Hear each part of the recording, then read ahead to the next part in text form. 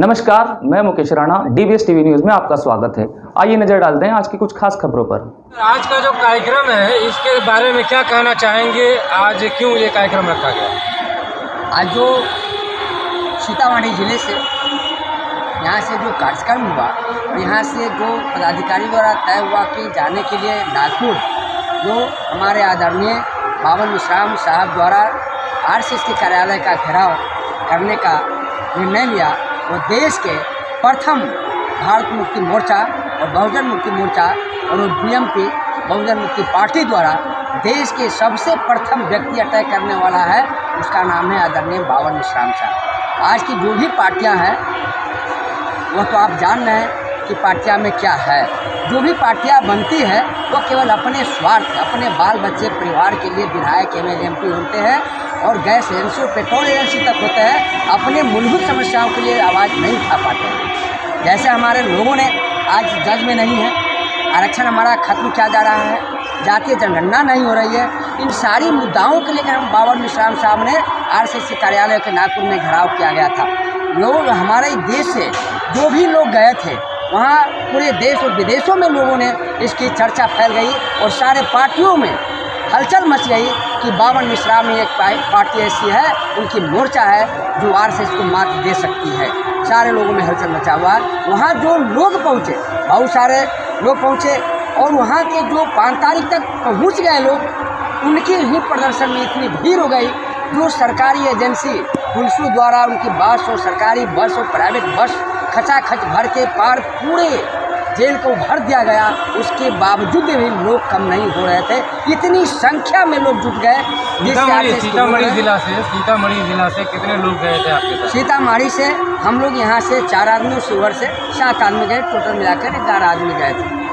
11 आप लोग वहाँ गए और आए, क्या लगा कि क्या आरएसएस के जो है कार्यालय का घेराव करके क्या आगे आने वाली जो रणनीति है उसको तय कर रहे हैं क्या आप लोग? निश्चित रूप से हम लोग 24 में आने वाले लोकसभा के चुनाव को रोकना चाहते हैं और एक बावन विश्राम साहब ही बहुजन मुक्ति पार्टी और भारत मुक्ति मोर्चा है, बहुजन मुक्ति मोर्चा है जो मात दे सकती है। अन्यथा कोई ऐसी पार्टी नहीं है हिंदुस्तान में जो उसको मोर्चा दे सकती है। इसलिए कि सारे में ब्राह्मणवादियों का बोलबाला है, ब्राह्मणवादियों को घुसा हुआ है कि जिसके साथ आप खाएंगे, जिसके थाली में आप खाएंगे, उसका विरोध आप नहीं कर सकते हैं। आप अशेषर राय जी, ज़मीन पर आप वर्क करते हैं और लोग आपको ग्रामीण का नेता समझते हैं। क्या लगता है ग्रामीण में क्या असर है आपके नागपुर दौरे का? नागपुर दौरे के पूरे हिंदुस्तान में, देशों विदेशों में और भारत में सारे लोग जगह आ गया है कि नहीं, बावन विश्राम साहब का ही एक दल है, पार्टी है, मोर्चा है जो हम लोगों के हित की बात कर सकता है, बहुजनों के हित की बात कर सकता है। अन्यथा कोई पार्टी नहीं है। सर क्या कहना चाहेंगे आप? मैं ये कहना चाहता हूँ कि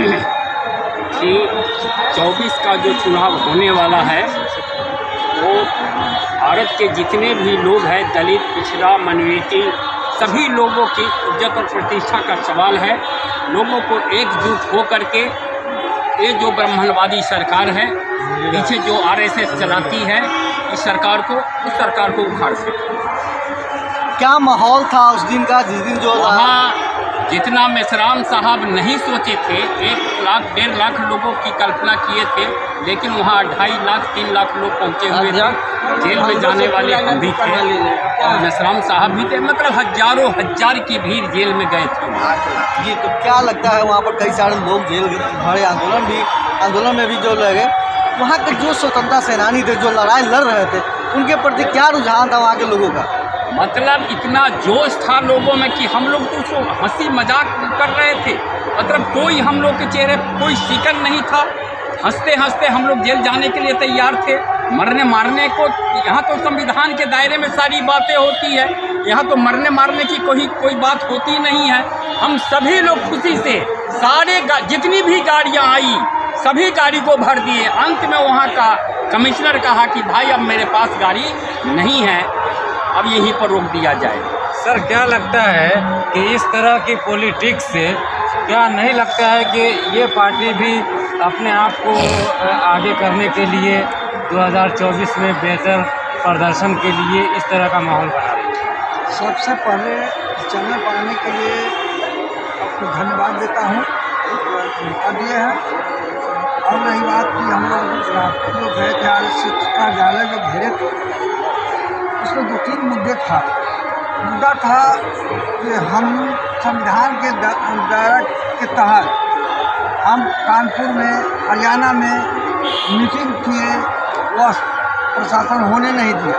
ये RSS के लोगों द्वारा वह जो सो हमको निरस्त कर दिया गया, जिसके विरोध में हमारे बावन विश्राम साहब यह तय किया कि बाप बेटे को घेरने से अच्छा है तो उसको दादा को घेरा जाए।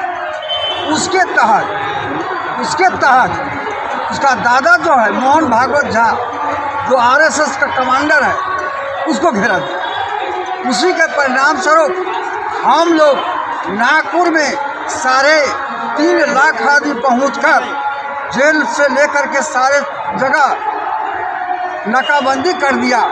अंत में वहाँ की पुलिस खामोश हो गई और सारे के सारे मैसेज पूरे दुनिया से चला गया, मैंने दुनिया में चला गया। क्या है मिशन और विजन क्या है? मिशन अब हमको कर दिया। और मुद्दा मेरा जो जातीय आधार जनगणना नहीं हो रहा है, ये मुद्दा सब था। EVM से इलेक्शन होता है, ये भी मुद्दा था, इसके विरोध हम लोग कर रहे हैं। तो ये सारे मुद्दा लेकर के हम लोग वहाँ जो है सो, अब रह गई बात कि हमारा जो मुद्दा, हमारा उद्देश्य है, हमारा 85% लोगों को जो संवैधानिक अधिकार है, उसको अधिकार को जब तक नहीं हम हमारे समाज को मिलेगा, तब तक ले हम व्यवस्था परिवर्तन के साथ साथ जन आंदोलन करेंगे। हमारे समाज से क्या मतलब? हमारे समाज से क्या मतलब? कोई एक खास समाज के लिए आप? हम 85% समाज के लिए लड़ रहे हैं, नहीं बहुजन समाज के लिए लड़ रहे हैं, इसके लिए लड़ रहे हैं। और जब तक ले यह अधिकार नहीं मिलेगा 85% को, तब तक ले हम लोग तन मन धन और जान से भी अपना लगा रहूँगा। संतोष जी आइए नहीं जी सर, ये आने वाला कार्यक्रम 4 मैं ब्रह्मदेव पासवान, बहुजन मुक्ति पार्टी जिला अध्यक्ष सीतामढ़ी, और जो हमारे राम सेठ बहुजन क्रांति मोर्चा, भारत मुक्ति मोर्चा, राष्ट्रीय मूल निवासी संघ, जो भी हमारे आपसी संगठन है, उन सभी की आह्वान नागपुर में बुलाया गया था। जो वहाँ पर RSS की जो हेडक्वार्टर है, नागपुरिया ब्राह्मण है, उनको घेरने के लिए हमारे मिश्राम साहब के आह्वान पर जो भी लोग यहाँ से गए हैं, वो मेरे तरफ से वह धन्यवाद के पात्र है। मैं उनका चरण स्पर्श। रामदेव जी जानना चाहेंगे जो आगामी आपके 4 जो कार्यक्रम है उसके बारे में जानना चाहूँगा, और क्या क्या तैयारी है? माननीय मिश्राम साहब के आह्वान पर जिला में, मतलब पूरे भारत में 4 चरणों की कार्यक्रम की गई है। 4 चरण में जो कार्यक्रम है, आगामी 21 अक्टूबर को पूरे देश भर में, पूरे स्टेट के सभी जिलों पर धरना प्रदर्शन का कार्यक्रम है। और दूसरा है 25 अक्टूबर को जिला स्तर पर पूरे भारत उपवास कार्यक्रम, और इसके बाद 31 अक्टूबर को जिला मुख्यालयों पर रैली प्रदर्शन है। और इसके बाद 6 नवंबर पूरे भारत के सभी जिलों पर मतलब 11 लाख लोगों को जेल भरो अटका। संतोष जी आपसे जानना चाहूँगा कि क्या क्या तैयारी की है इसका कार्यक्रम में?